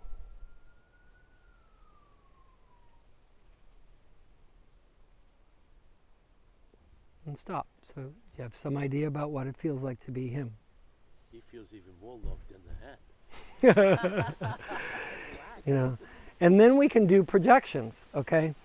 This dog is an attack dog. He's really dangerous. He bites children. He bites people. He's like a dangerous chihuahua, one of those very angry chihuahuas. And he's really attached to me, but anybody, don't get near him because he will just, snap at a moment. Just dangerous. You could see how it could happen. Just my Yeah. So, interestingly enough, I would take my Samyama people. I was blocks away from the Lincoln Park Zoo, which was a free zoo. And we would go to the zoo then once we got up to animate objects. Polar bears and tigers and monkeys and birds and, you name it, snakes and everything, things that people had projections on. And then anthropomorphize. And people would go like, oh, that poor tiger lost in that cage. It was just horrible and it's such a sad life. And it's like, well, maybe. Let's really go. That might be true. That might be true. It might not be true. Let's really feel what that tiger's experience is. And I found that I could really differentiate. Like, for example, the polar bear, which was stuck in this, large cage, but relatively small for a polar bear, would do this neurotic jump in the pool, bounce up the side, thing, another thing, out and thing, down. And it was like, it was neuroses. It was like he was going fucking crazy, and it was like, this was all he could do. And that was truly, it was like, okay, I'm not projecting here. That's really what this polar bear is saying. And they really need to help this polar bear out, I do it on the tigers. Tigers are really happy, fed, fine, happy to be in the cage, have good friends, don't know much difference. We're saved at some point from some horrible, past, and they're happy to be pets, where they are. So it's like, okay, interesting. But you gain this information, Keki's heard this, but there was this one rhino. And, when you look at a rhino, we immediately think it's male. Like everyone thought it's a he, but this was a she. Big armor, big, huge rhino, big tusk. And she sat all the time, whenever you went to see her, her nose was in the corner of a rock. And when my class would come along and we would do samyama on her, she would do this. She'd pull away and slowly clomp, clomp, clomp, clomp, clomp, clomp, turn around, and then she'd stare at us. And with her horn up like this. And I got that horn was a sensitive, like it could feel everything. She was feeling it through that horn. I was like, whoa, no wonder why rhino horns are so powerful. Like that is her vibrational sensor there, that she's just taking it all in through that, and it was like, whoa, through her third eye and into her body, and she could feel energy. It's like, whoa, that's cool, So you form relationships. I formed relationships with animals in the zoo that I would see again and again. I knew them. I wasn't staring at them. I was them, okay? So you're going to work yourself up. You're going to start out with Samyama on things, then you go on to animals, but we project a whole lot more on animals. It was a lot harder for people. Then you start to do Samyama on people. Well, that's where the real projections come in. Because I don't know it, but in my back of my head, oh, you look like my second grade teacher, and all this is calculating in my subconscious, and I loved my second grade teacher, so I like you. Oh, but you looked like my next door neighbor, and I didn't really care for my next door neighbor, so somehow I don't really like you. Like we don't even know that's going on, but that's the kind of projections that we have around people. So we have to start going like, whoa, can I just feel what it feels like to be you sitting in that chair as you are without my projection, okay? And that's where we start to clear things up. But all this is getting us set for, because once we do that and get those samyamas down, then we start to turn the samyama process inside towards our own creations, okay? Because only by doing samyama, so this gets down to what you were saying, Sules, on those past experiences that were traumatizing, to feel those fully without judgment, to just allow ourselves to sink in and feel what it feels like to be that energy, that belief. Oh, this is what it feels like to be someone who believes I'm a failure as a man. Feel what it feels like to be I'm a failure as a man. I have believed that about myself. I believed that was true. I'm going to go back to the moment I decided it was true, and then cast it so far away, and then started to prove out to the world how I'm not a failure, all the while because I don't want to feel the truth that I decided was true about me from some experience. And, God forbid I have an experience out here that reminds me about the truth that I decided, and only going back there and going, oh, Samyama, this is what it feels like to fully feel what it feels like. I'm okay. Sometimes I'm a failure. Sometimes I feel this way. I can feel like a failure when I want to, but I don't have to. Now I'm out here. I could try that on, I could not try it on. It goes to neutral. It's just one of the many possibilities out there in the world to experience, as opposed to when it's here with power over me. And it brings us back to choice. We have the conscious choice To try anything on. Anything on. And everything on. And the universe, just like us, just wants to be loved. Doesn't want a single creation said, oh no, that's an unlovable creation. And most of, as Patanjali says, our biggest samskaras come from violent death experiences from the past. They're in there because we really, they're related to, oh my God, I could die. Like this is, I am a victim, and Sorry to interrupt. I've been just dying to say this because I don't really know how it relates, so maybe you can help me. But Darcy already knows this video. So about a year ago, I started singing. I'd never sung before because I was told I don't even know what I was told, except that I didn't have a good voice and that I needed to be quiet and things like that. But one day I did some exercise and I got the affirmation, I have a voice, and I drew a picture, put it on my window, and so there it is. So then I decide that I'm going to sing at the Temple of Peace, and I'm going to do a solo. And I've never sung before, I've never sung in public, nothing. But what I did, and I'm relating to this to Samyama, if it's correct, is I focused on what I wanted. And so all my samskaras, is that you saying it right, would come up. But I just kept focusing on what I wanted, and so those samskaras so then I would like, okay, I'm going to sing at choir. I'm going to sing in front of everybody on Monday night. And Thursday, I'm going to go to my class with Nirja, my lesson with Nirja. And then Thursday, I'm going to sing again in front of my smaller group. And I would just keep doing it. Sometimes things didn't quite work out the way I thought they were going to, but still, I just focused on this goal. All my samskaras came up, and it was just like almost an effortless way of letting go of so much. And then I ended up singing in front of everybody, which I could have completely caved, and She did an awesome job. moving, and moving through it. But I think that is a real life way of using samyama. Am I correct? You are, and I'm going to make this distinction. So that was a beautiful description, and we all, have heard about the power of affirmations, right? But there's a difference. So let's say, for example, and this describes the difference about samyama. I could say, oh God, I really want to be rich. I really want to be rich. So I'm going to make up the affirmation, I'm not rich, but I really want to be rich. So my affirmation is, I am rich, I am rich, I am rich. But I know the truth is I believe I'm not rich, right? But I'm going to do this affirmation, I am rich, I am rich, I am rich. Every time I say that, what I'm really affirming is, I'm not rich, I'm not rich, I'm not rich. Okay? There's a big difference between that, which is just from the head, I am rich, I am rich, I am rich, to going,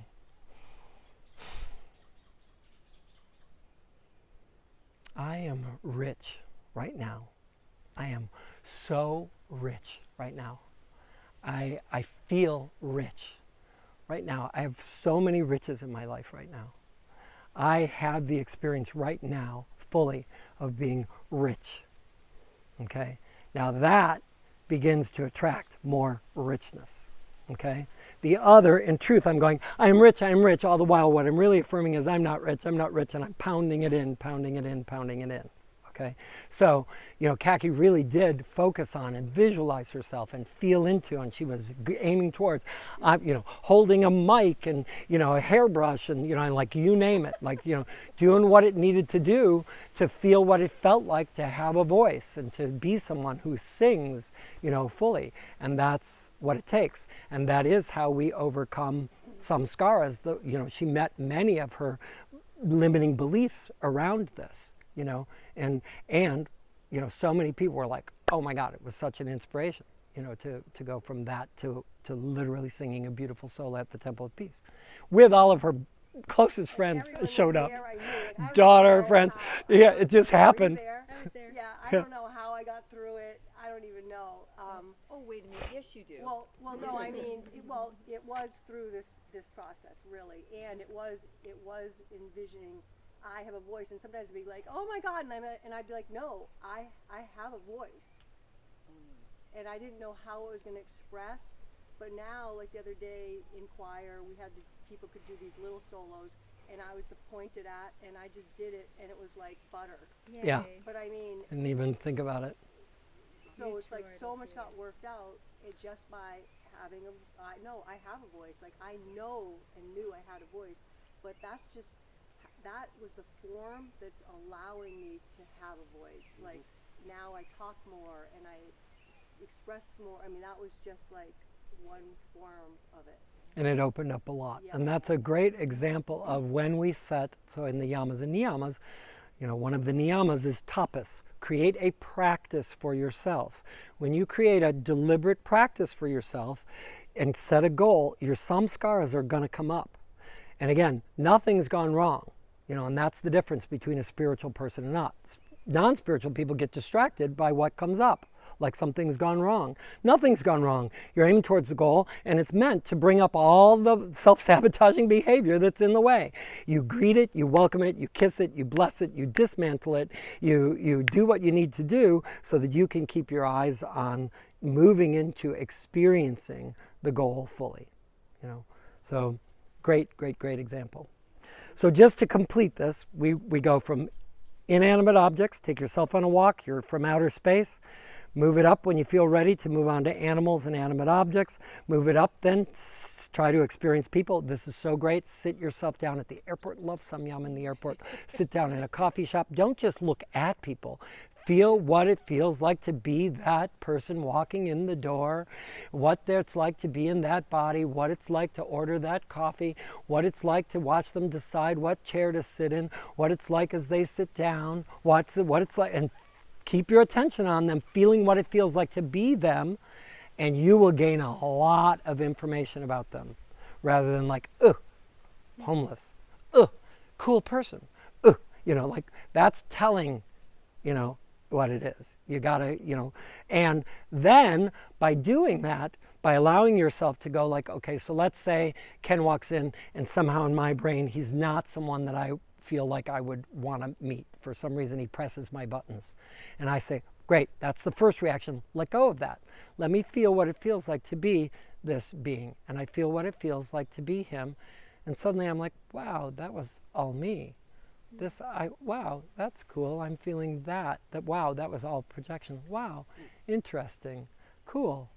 All right, wow, I feel what it feels like to be him. And then it's like, I actually do feel what it feels like to be you right now. And it's like, wow, there is a connection.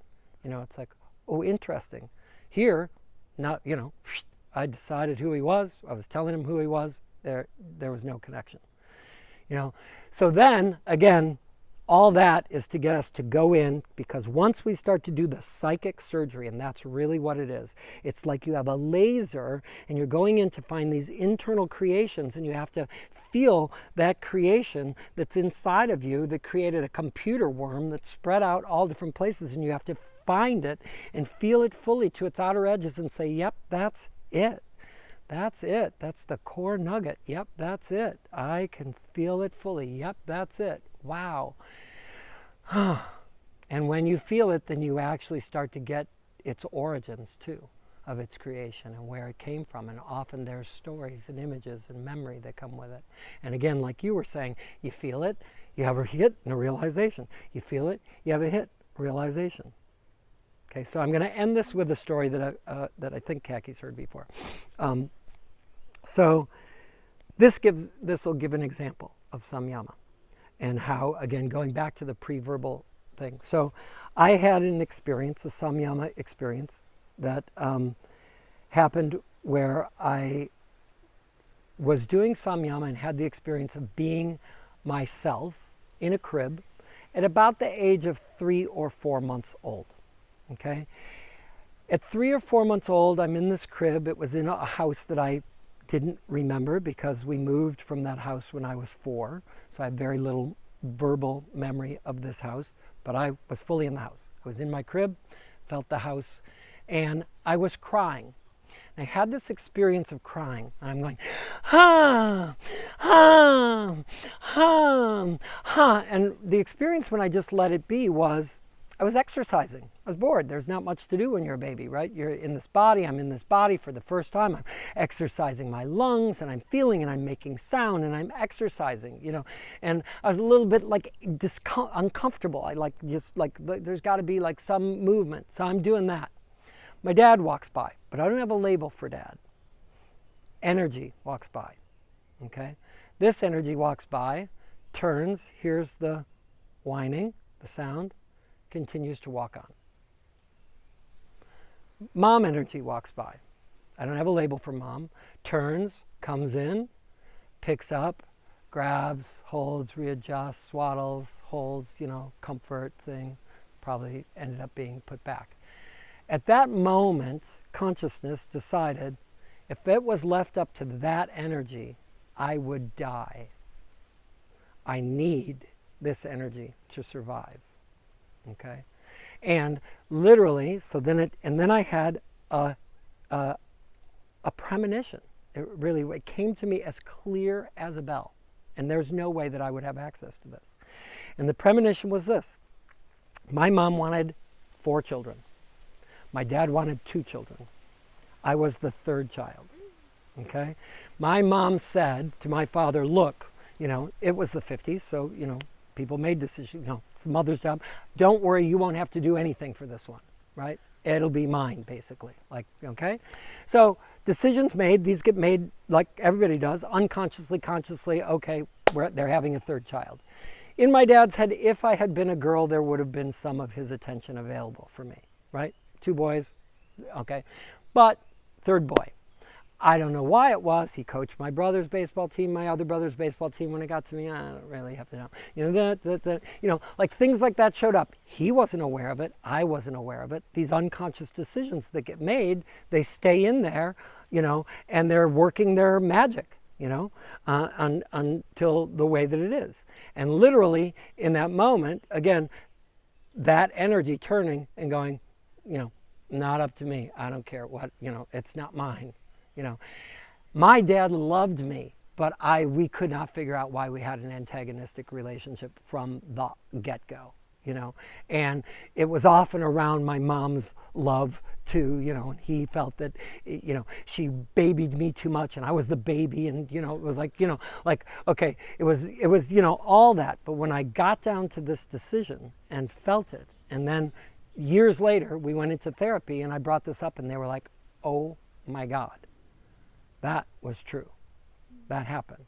And then we got to unwind this thing, you know, which was seated in my consciousness. But I literally went from, wow, then I made a decision as an unconscious being, you know, without words, that energy which extended to all men will desert you. Women, without knowing it, in my life, if I moved to someplace new, instantly I would find some great older woman who was just one of my best friends, a great mother figure, had her in my life as a confidant and a wise one. No matter where I turned, I always had one of these great matriarchal mother figures. I didn't try to create it. It just happened. It was great coincidence, you know? Like, and then by having that and unlocking that, I could see these patterns that started to unveil from something, quote, unconscious, okay?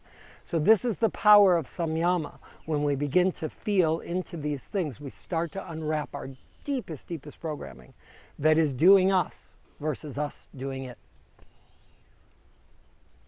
What were you doing when you had this vision or experience? Like, were you meditating and then it just kind of happened, or were you specifically trying to? Great question. So during that one, it was actually happened during a holotropic breath session, okay? But I'll give you another one related to the same thing. So, and this was a true Samyama experience, and then we'll end. So, I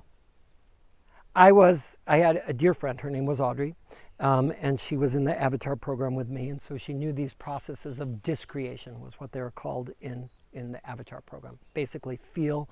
You know, do Samyama on the thing, feel it fully, and, you know, watch it, you know, melt away and bring it to neutral, okay, and gain what it has. So I was in my life and I was stuck and I was like, Audrey, I don't get what's going on here. I love real estate. I love houses. I've never met a house I didn't love, you know, and I'm driving my friend who's a real estate agent nuts. I get so close to buying something and then last minute I pull out and I just know, and, you know, I'm a member of the Woulda Shoulda Club. If I'd have bought that house that I knew every neighborhood that was popping in Chicago, and this was in the 80s and 90s when you couldn't fail.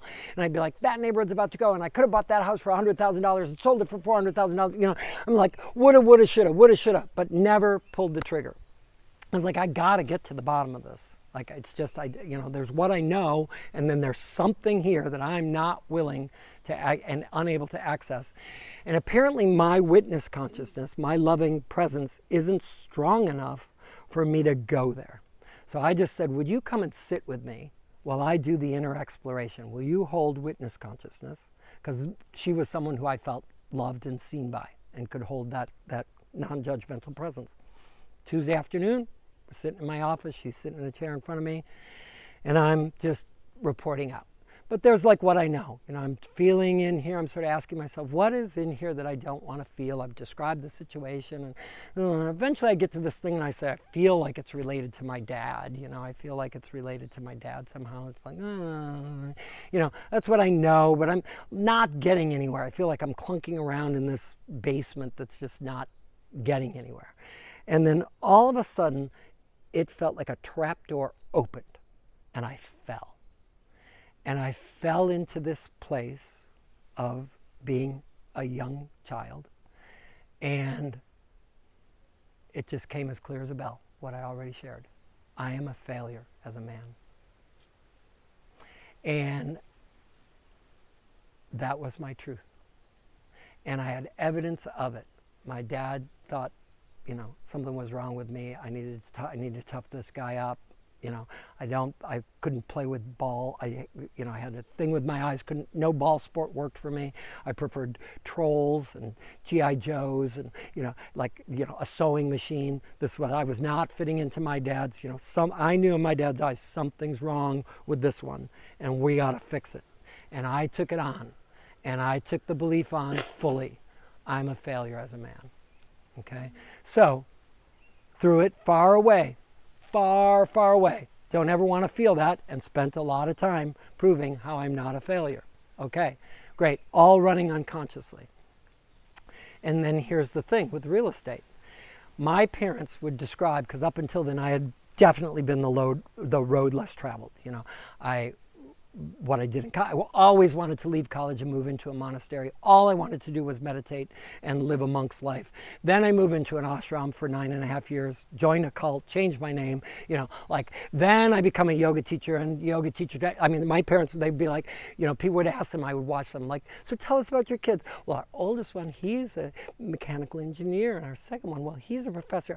Our third, well, we're not quite sure what he does. We're like, it's like they couldn't describe me. I just didn't fit in any mold that they had, and they'd be like, and who comes to these classes? And how would you find these people? And, it just didn't register. So then, then I realized, oh my God, if I actually did this and was successful at it, this would be something my dad would go, oh, my son, he owns apartment buildings, he's a landlord, he's in real estate, he rehabs houses.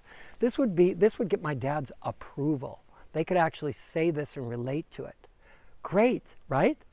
But if I failed, it would be a nail in the coffin that would prove for sure I am a failure as a man. And not knowing that, I literally was like driving my friend nuts, because I'd get right to everything about it in the head was perfect, and then I'd be like, can't do it. Why? It's total self-sabotage. So literally, we do this. I feel that fully. This is a Tuesday. That night, my friend Jane, who was my real estate agent, calls me and says, there's a house going on the market tomorrow, and it is perfect for you. And you got to come see it tonight before it goes on. I went that night, saw the house, bought it that night, and that started a 10-year career in buying and selling and rehabbing houses that I totally loved and enjoyed.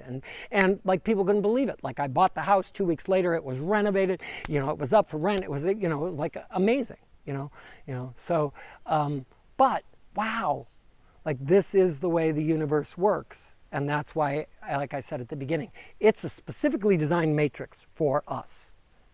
Be interested in yourself and redesigning. So with that, we're going to end. Thank you for your time and attention. And so practice Samyama. Start on the inanimates, work your way up to animates, and then start turning it inwards. I am so glad I was here. Me too. This was wonderful. Is the camera